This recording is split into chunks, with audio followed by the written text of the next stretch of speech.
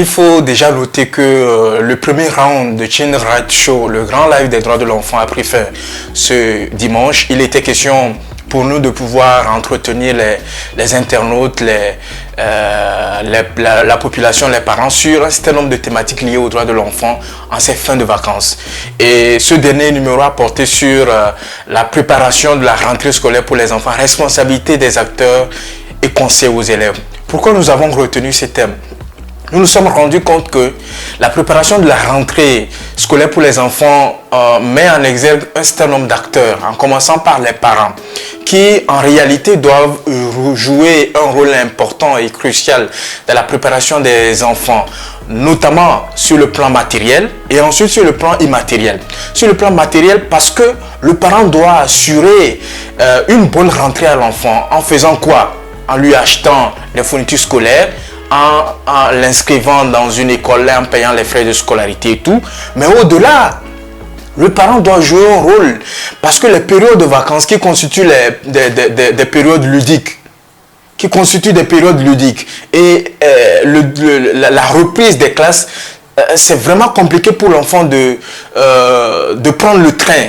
Donc il est important que l'enfant, le parent soit à côté de l'enfant au fur et à mesure, notamment en veillant à ce que l'enfant ait de bonnes aptitudes pour pouvoir réussir l'année scolaire. En faisant quoi par exemple? En veillant à ce que l'enfant dorme tôt, en veillant à ce que l'enfant se réveille tôt, en étant aux côtés de l'enfant lorsqu'il va pour la première fois découvrir son école, c'est-à-dire l'environnement dans lequel l'enfant va passer la plus grande partie de son temps de la journée. En veillant à ce que l'enfant puisse apprendre efficacement, c'est-à-dire en faisant le suivi régulier pour voir quelles sont les lacunes de l'élève, quelles sont les difficultés que l'enfant rencontre, en établissant une certaine relation avec le cadre enseignant de l'enfant. Donc, le parent doit se rendre régulièrement à l'école par rapport à cela. L'un des acteurs qui doit aussi intervenir, c'est l'État. Et je vais profiter de l'occasion pour remercier, rendre un hommage mérité au gouvernement pour tous les efforts qui sont consentis depuis un certain nombre d'années pour assurer une bonne éducation, une éducation de qualité aux enfants togolais. Vous n'êtes pas sans savoir que lorsqu'il n'y a pas des infrastructures efficaces, lorsqu'il n'y a pas un personnel enseignant efficace, lorsqu'il n'y a pas des mécanismes qui sont développés pour permettre à ce que l'enfant reçoive une éducation, nous ne ferons que former de mauvais élèves. Nous ne faisons que former une mauvaise relève pour demain. Et c'est l'avenir et le développement du pays qui est en jeu. Heureusement qu'au Togo, nous avons une certaine volonté politique qui s'est traduite par un certain nombre d'actions. Et vous savez que depuis un certain nombre de jours, l'État a annoncé un certain nombre d'actions fortes qui ont été adoptées par le gouvernement pour soutenir les parents en termes de préparation de la rentrée scolaire des enfants, pour soutenir les écoles en termes de manuels scolaires, pour permettre aux enfants d'avoir accès à un certain nombre de documents importants pour renforcer leur apprentissage et leur éducation. C'est à saluer. Nous devons encourager le gouvernement à aller plus, en faisant plus dans ce sens-là. Et le dernier acteur, c'est les enseignants. Nous avons vécu des périodes sombres au cours de l'année scolaire académique, au cours de l'année scolaire 2021-2020. Ce que nous ne voulons plus revivre. Quand on est enseignant, on doit adopter un certain nombre de comportements responsables. Parce que l'enseignant, c'est quelqu'un qui transmet un certain nombre de connaissances à l'élève. C'est un modèle. Est-ce que vous comprenez? C'est un modèle. Donc, quand vous constituez un modèle, vous devez transmettre à l'enfant une certaine tolérance, le respect de l'autre. Vous devez lui transmettre un certain nombre de valeurs. Vous devez lui transmettre un enseignement efficace. Donc, l'enseignant doit jouer son rôle en tant qu'encadrant, en tant que protecteur, en tant que protecteur de l'enfant au cours de la période où l'enfant passe à l'école.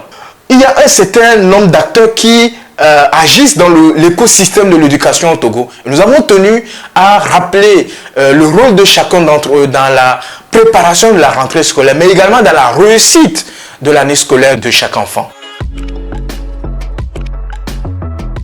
Alors pour nous, il est important que l'enfant qui va reprendre le chemin de l'école le lundi 26 septembre 2022, qu'il puisse adopter un certain nombre de comportements, en commençant par dormir tôt, se réveiller tôt.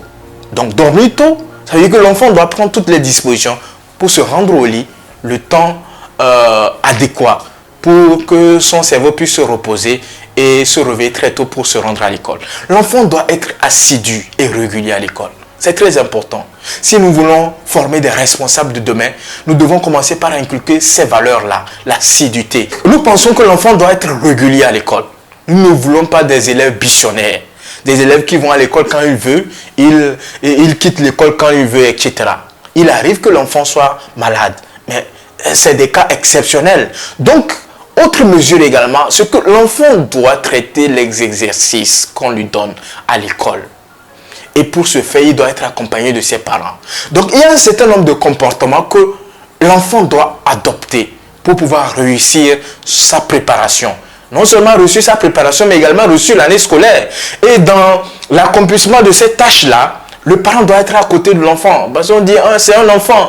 Un enfant, c'est un être de moins de 18 ans qui est en période d'apprentissage. Donc, il a besoin de l'accompagnement des parents dans les pas qu'il est en train de faire pour devenir un adulte de demain.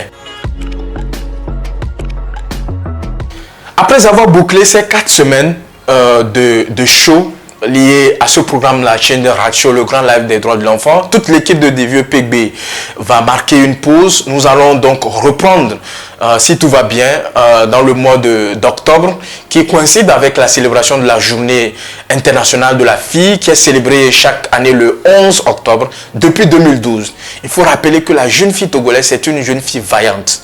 Et pour nous, au niveau de la première plateforme numérique de promotion de suivi des droits de l'enfant, il est important qu'on célèbre la jeune fille.